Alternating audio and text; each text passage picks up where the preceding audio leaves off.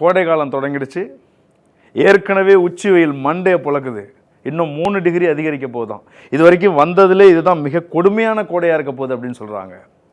இந்த கோடை காலம்னு வந்தாலே ஹீட் ஸ்ட்ரோக்கு, மரணம், உடம்பு அசதி, கான்ஸ்டிபேஷன், சிறுநீர் தொற்று, இப்படி நிறைய வியாதிங்க வரும்.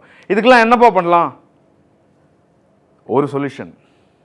மனித உடல் 60லேருந்து 70% தண்ணீரை கொண்டது. இந்த சதவீதம் சீராக இருக்கும்போது எந்த வியாதியும் கிடையாது. உடம்பு தன்னைத்தானே பார்த்துக்கும். இப்போ வெயில் அதிகமாக இருக்குது, இல்லை அதிகமாக வேர்க்குது, அப்போது உடம்புல இருக்கிற நீர் சத்து கொஞ்சம் வெளியில் போகுது. நீர் சத்து குறைஞ்ச உடனே உடம்பு போராட ஆரம்பிக்கும், தாகமாக வரும்.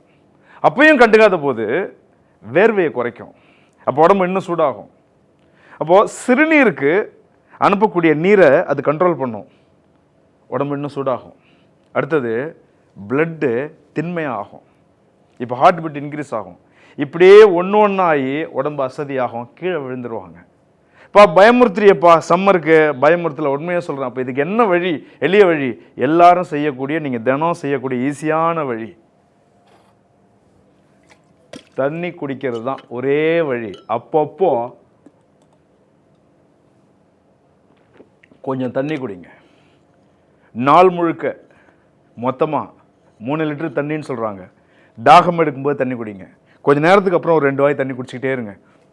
தண்ணி குடிச்சிக்கிட்டே இருந்தீங்கனாலே உடம்புனுடைய நீர் சத்து சீராக இருக்கும். தண்ணி சீராக இருந்தால் உடல் நலமாக இருக்கும். தண்ணி குடிக்கிறீங்களா?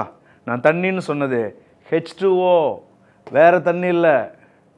தண்ணி குடிங்க, நலமாக இருங்க. மலர்ச்சி. வணக்கம்.